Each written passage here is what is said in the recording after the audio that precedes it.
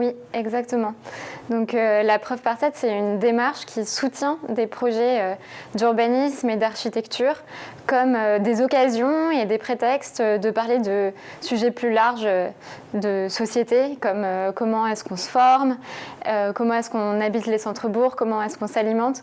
Et donc à chaque fois, c'est des projets qui posent une question sociale, sociétale, qui sont confrontés à des blocages en fait pour construire ou réhabiter un cadre bâti qui est plus approprié et qui se demande aussi comment est-ce qu'on se réunit autour de ce projet et comment on en fait un moment de partage démocratique et de retisser les liens.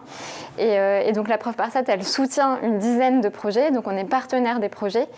Et l'idée, c'est de décrire un peu, de rentrer dans les coulisses, les boîtes noires en fait du projet urbain, parce que souvent on a des projets magnifiques qui ont été partagés et on se dit mais comment vous avez fait?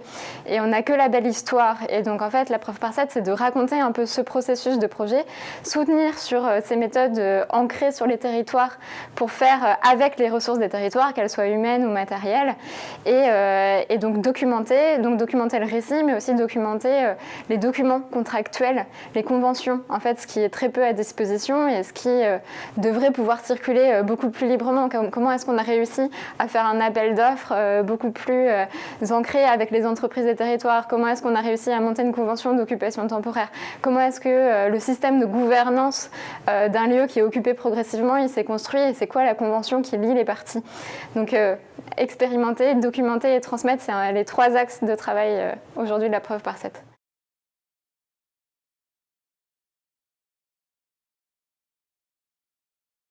Oui, exactement. Alors, je pense que re-questionner la commande, c'est très bien et qu'on peut le faire à toutes les phases des processus parce qu'il n'y aura peut-être pas toujours une commande qui est construite collectivement. Donc, le travail de re-questionner cette commande, la réécrire, l'élargir ou l'affiner, c'est le cœur du métier de celui qui va recevoir cette commande. Et c'est sûr que c'est un travail nécessaire à tous les stades du projet, que ce soit la commande de programmation, de conception ou des travaux. Donc, cette question de re-questionner la commande, c'est une nécessité. Et on pourrait aussi se dire, en fait, c'est pas un mais, c'est plutôt un et, comment est-ce qu'on la construit collectivement à la base?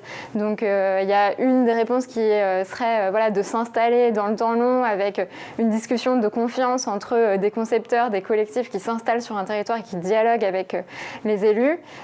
Pour les élus, d'être attentifs aux initiatives prises par les porteurs de projets, la société civile, et qu'ils puissent un peu déléguer en fait une partie du pouvoir démocratique pour dire peut-être que tu peux devenir maître d'ouvrage de ce projet sur lequel toi tu m'interpelles et où on pourrait être co-maître d'ouvrage et on pourrait écrire cette commande ensemble. Et quand on est dans le stade de projet de territoire élargi ou de bâtiment où aujourd'hui on ne sait plus exactement comment faire, comment les habiter, quoi programmer, et justement pour sortir de ces logiques de standardisation qui ne fonctionnent pas, par quel dispositif on arrive à écrire la commande ensemble. Et ça peut passer par l'installation sur place voilà, d'un dispositif qui permet d'habiter le territoire et de réunir autour de cette question de la commande en fait. Oui, alors le programme, en fait, on a travaillé la preuve par 7 sur des bâtiments qui étaient vides, qui étaient inhabités, qui sont fermés depuis 15-20 ans. Une halle de marché, une ancienne MJC à Mayotte, en Outre-mer, le collège de Billon qui a été fermé depuis 15 ans. Oui, et donc le collège de Billon, ça a été fermé pendant 15 ans. Il y a eu des études de programmation qui finalement ont regardé à partir de l'espace qui était possible des produits qui pouvaient rentrer dedans en fait. Et donc avec un coût opérationnel qui était complètement déconnecté à la fois des besoins des territoires et des capacités à la fois des opérateurs, d'éventuels opérateurs locaux à s'intéresser et à investir dans le projet, et puis des coûts du travaux induits.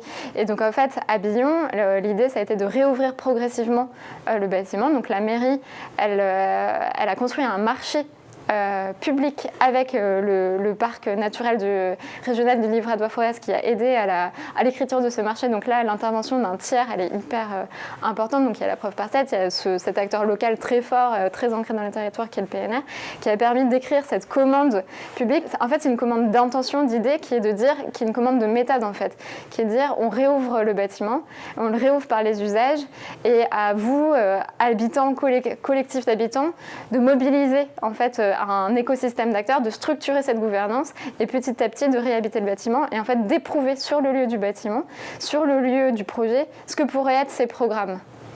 Et donc ça, pour l'idée d'équipement public ou d'équipement d'intérêt général, c'est hyper intéressant de se dire on raisonne à partir des besoins des usages et aussi des capacités des acteurs opérateurs qui sont sur place et qui pourraient en fait, dans le temps long du projet, parce qu'on se dit qu'on se donne quand même le temps, se structurer en gouvernance. Et donc en fait, peut-être que comme l'a été l'hôtel Pasteur à Rennes, finalement, c'est pas un équipement en régie, c'est confié à une association collégiale.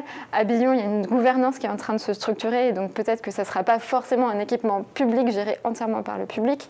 À Chiconi, pareil, on est en train de travailler sur d'accompagner la construction d'une salle de spectacle, donc qui serait la première salle de spectacle de concert digne de ce nom à Mayotte, parce qu'il n'y en a pas.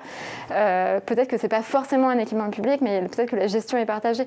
Et donc en fait, pour une appropriation de ces équipements, de ces manières de vivre, il faut se donner le temps du programme et de la construction d'une gouvernance ad hoc par équipement.